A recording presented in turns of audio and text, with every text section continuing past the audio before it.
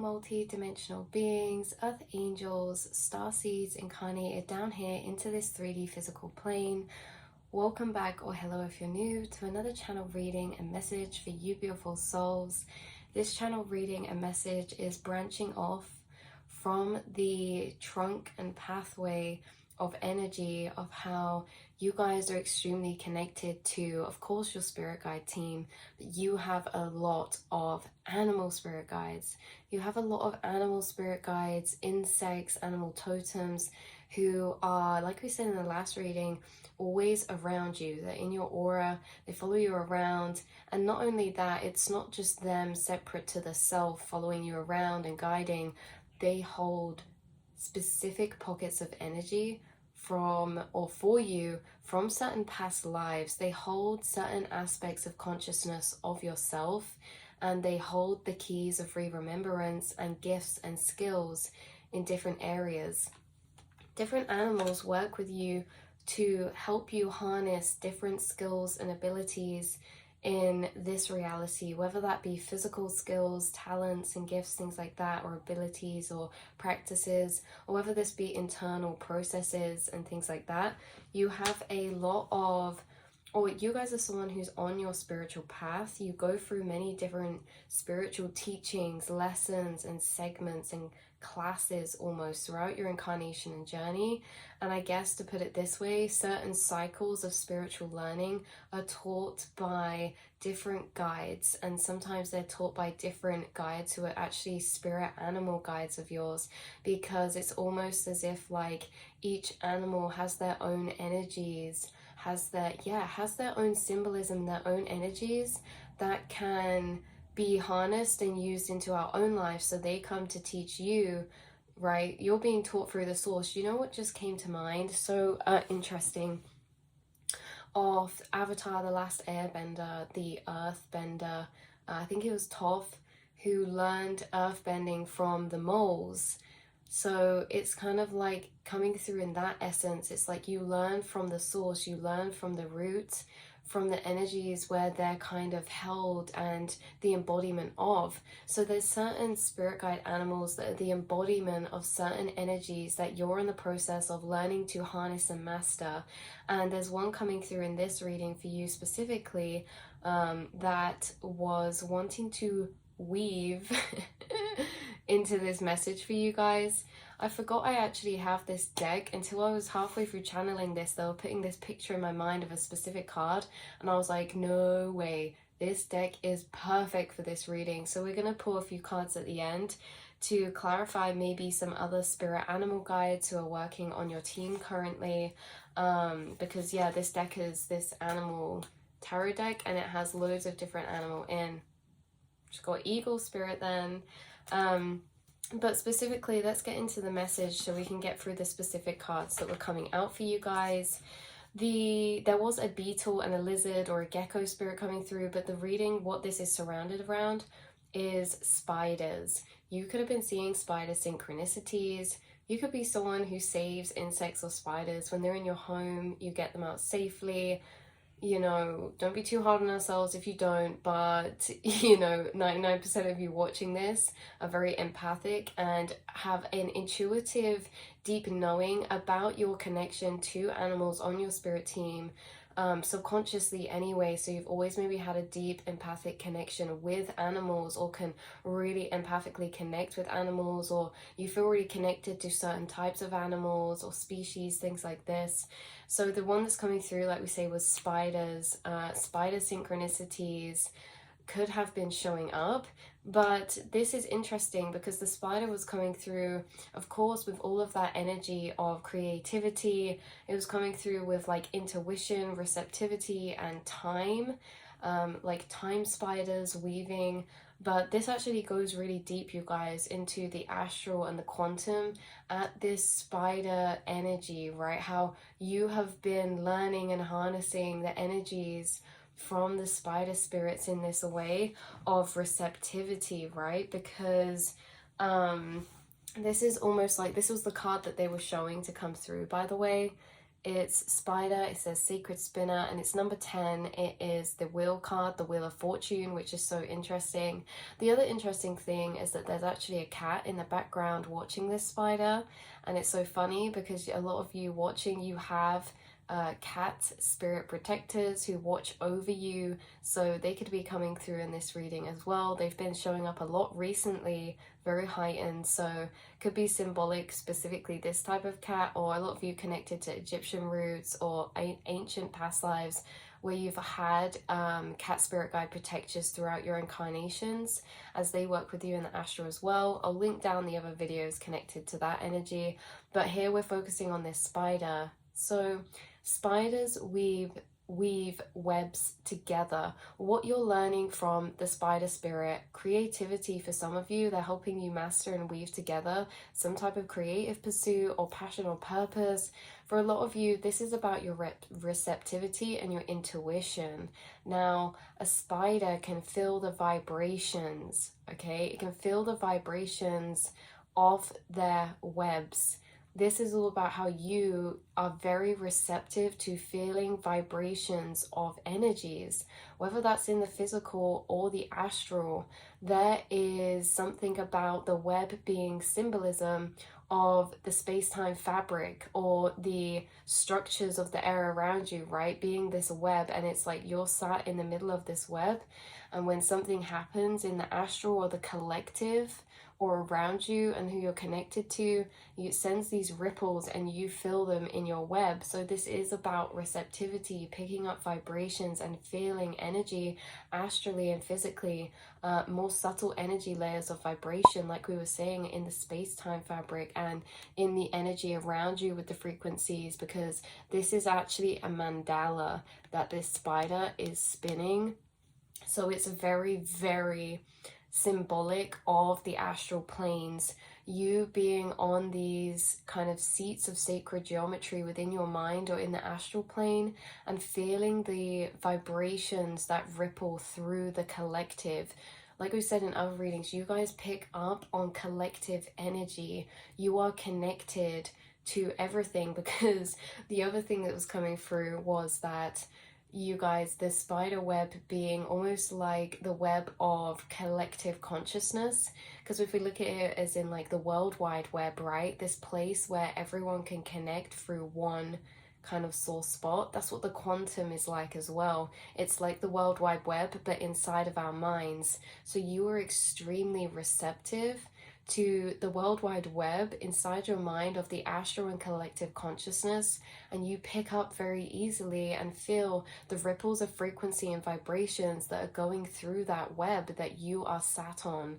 So it's very interesting in that type of aspect coming through. So this spider sacred spinner is a lot to do with your kind of astral space and your receptivity of energy, your sensory perceptions of energy when it comes to feeling them. And that's also why maybe that symbolism was coming through earlier of Toph being the earthbender, because she's feeling vibrations in the ground as well. That's how she sees. She's blind and she learns to see like the moles see, which is through feeling vibrations. So in the astral plane of space, you guys see through feeling, right? You see through feeling vibrations, and you can turn those feelings of vibrations and depict them into knowing what it is. For example, say you're a blind spider and you feel something pluck and ripple through your web. You can follow the ripple back and learn about it through what that ripple of frequency felt like, how big the thing is, what type of insect it is. Like if it's a spider, they might be able to tell it's a fly from the feeling of the ripple, how big the ripple is, how strong it is. You are able to unpick frequencies of ripples of energy that are coming in around you, and you can trace them back to their source in this way of blindly feeling through your astral space. So it's really interesting. The spider could also be guiding you to certain old books.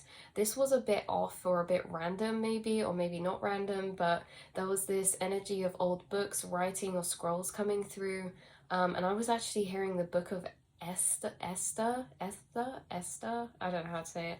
or Ishtar. You guys could be connected to certain deities that are actually connected to spider spirit energies, or if it's not that, this spider spirit was coming through connected to a lot of ancient type of energies like Tibetan, Persian, Greek, Egyptian, soul connection. So this spider is holding some type of records and are passing you some type of records through vibrational wise in the astral. And when you pick up vibrations, when you're feeling them, you can pick up a lot of information from what you're feeling in that inner realm of space of yours. So they could be passing on a lot of information to you or guiding you to information in this physical realm. So you, like we were saying earlier about you having a lot of animal or insect spirit guides on your team. A lot of them have been carried over from your past lives or are connected to ancient time periods or civilizations. They safekeep a lot of your memories from specific past incarnations as well. And there has been this running theme of you deeper connecting with yourself in that way, your roots, your history. You know, it's really interesting that come through because it could be about specifically about your DNA, your roots, your history. It can be personal or it can be collectively. You could be learning about the roots and history of us as a collective, as us of a human species, looking into past ancient civilizations. Or again, in a personal way, you could be looking into your roots and everything like that when it comes to your past lives and your ancient starseed roots and things like that, right? So what's being highlighted is this spirit spider energy, like we keep saying. And what we've got here as well is about how this card is 10. This card is the Wheel of Fortune, which is all about fate, divine timing, or destiny. And it was really very interesting what was coming through, because I know that we all could have different interpretations or sit in different stances of fate or destiny and our beliefs towards that. So always take what resonates and leave the rest behind. So there was something about this fate or destiny energy, you finding or activating timeline potentials that are really interconnecting and weaving together to create each other. You are weaving your physical from your astral with the energies of this spider spirit.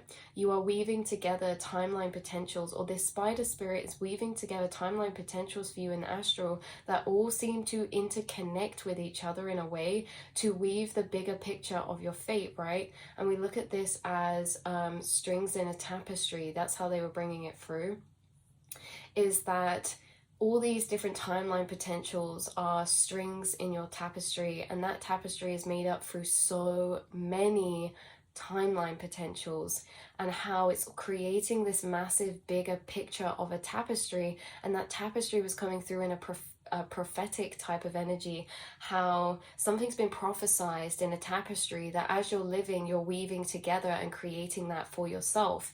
You are the sacred divine spinner of your fate, and you're co-creating that with some of these really ancient spirit energies in your spirit guide team.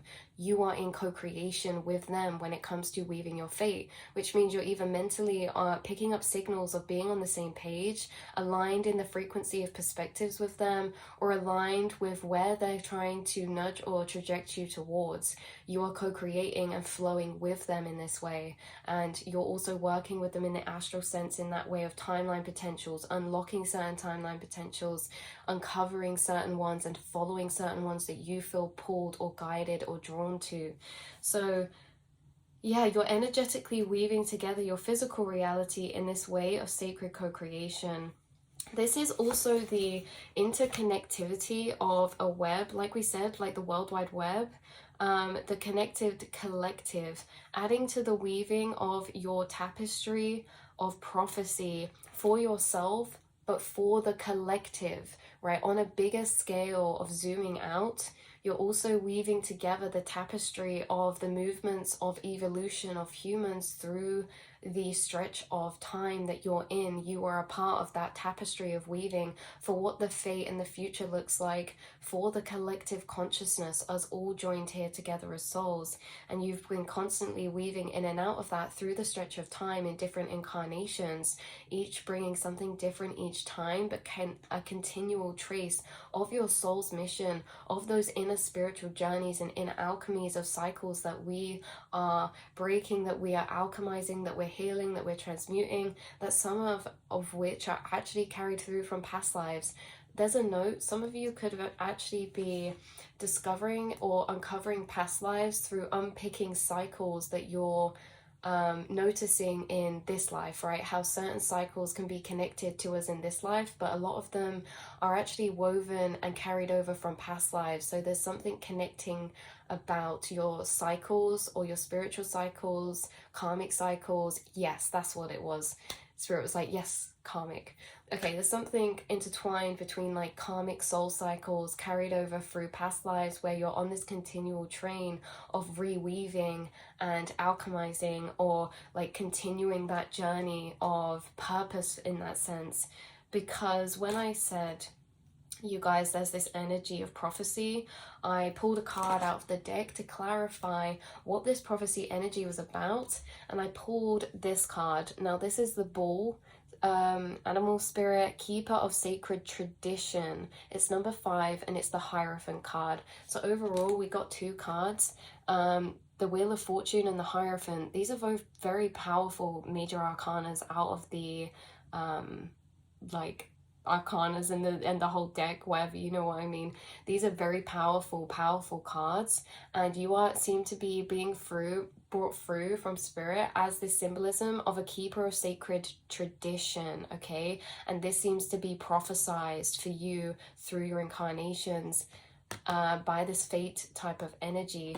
So you are the sacred keeper of tradition, but this is how you inside yourself are protecting, holding, and carrying certain frequencies through time in your incarnations. You hold and embody certain frequencies, and that is you keeping this sacred tradition, because some of the frequencies you hold that have been activated in you are very ancient. Like you guys, you're connected with your eternal nature. You're connected with the knowings of your past lives, right? Even if you haven't connected with like all of them, whatever this is, right? Just even having a knowing of that, you being incarnated in these ancient past lives or in these other starseed constellations, how you're an eternal spirit and being. This is you holding frequencies that are sacred and ancient, that as you incarnate, you're weaving throughout the existence of time. You are a sacred keeper of tradition in this way, because what you've been incarnated with is actually access to a lot of information that is very sacred. Oh, let's get to the writing part of this, because I wrote this down. You're a carrier of the ancient knowings that you keep alive as you're woven into this reality through time, carrying through sacred knowledge and passing over frequencies carried from ancient times and past lives. You are carrying over sacred knowledge, and it's embedded within the frequencies you hold. So the more you're connecting with yourself, the more you're connecting with your internal frequencies, the more that you're connecting with the information, perspectives, and knowledge and wisdom that are embedded and laying in those frequencies. You're passing this over. You're passing this over maybe through a creative pursuit for some of you. Maybe for some of you, you're passing this down to children that you're raising, or to you're passing this over in some type of way to the people around you, or you're leaving an imprint of this sacred tradition, where as you leave this incarnation, you will have left an imprint in this reality of those energies. Whether you feel they're significant or not, they are. Like, everything's so much more divinely interconnected than we feel sometimes. And you guys, just the people who you're around, or who you share this sacred tradition or these sacred vibrations that is you with, you're passing over those frequencies. You're basically here to send out ripples of certain vibrational frequencies. Getting you come through depicted as this silver string, kind of like this sacred silver string that's woven into the timeline of consciousness time and time again, into that tapestry time and time again. And there was a heightened emphasis on this energy of silver string. And it's interesting because Sometimes when I see people's astral bodies, it actually looks like a silver spider web string all around their body. And you guys could have seen this silver string. There could be something synchronistic about this. You could have seen this silver-like string in forests. You guys might be able to see different gateways of frequency. You may be able to see certain gateways of frequency, or have seen this silver-like type of string before or something. I'm just seeing you encapsulated in this silver type of string and having all these silver cords, right? Silver cord connections, right? We have energetic cords to certain people and to certain things, places. These energy cords are built from experiences and emotion. So we can have energy cords built up that connect us to past lives, embedded with those emotional frequencies that create it, but you seem to be coming through with cord connections to certain energies, but your cord connections are silver. They're silver sacred cords, and these are cords that are divinely protected, that you have access to connection with inside of yourself, like this gateway keeper of these sacred cords that allow you to be accessible to the blueprint for the energy of that keeper of sacred tradition. So there's certain timeline cords, there's certain energetic cords that you have access to, and in these sacred cords are ancient teachings, are sacred traditions that you are able to access and learn from, that you're able to access and embody in your reality.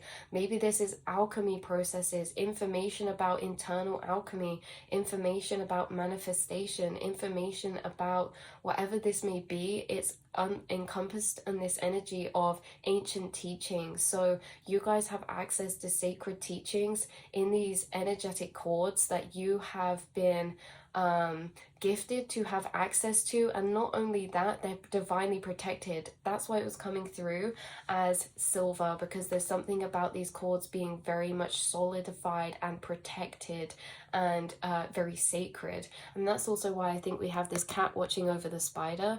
It's like, it's just another nod at the fact that your kind of energy weaving in the astral, your timelines, your cord connections are watched over by your cat spirit guides. And that's crazy that we got to that point of loop of frequency, because that literally came through in one of the past readings, how you have a cat spirit guide and how they watch over your timelines and your astral realm, and that's literally coming out here. So that is literally such strong confirmation of that.